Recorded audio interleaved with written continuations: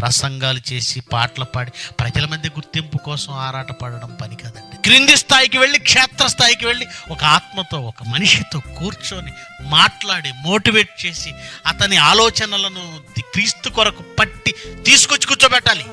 అలా మీరు చేయట్లేదు కదా.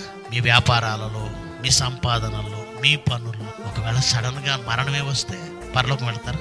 చేయవలసిన పని వదిలేసి షాపింగ్కి వెళ్ళాలంటే నలుగురిని మోటివేట్ చేసి బలవంతంగా లాక్కెళ్తావు. పెళ్ళికి వెళ్ళాలంటే 10 మందిని లాక్కెళ్ళిపోతావు. దేవుని వాక్యానికి, దేవుని దగ్గరికి రావాలంటే ఫీల్ అవుతాం కనుక నువ్వు ఒక్కడివి, నా ఒక్కదని వచ్చావు, అంతే కదా. సేవకుడు ఫీల్ అవుతాడు, సంతోషాన్ని ఫీల్ అవుతాడని వచ్చారా?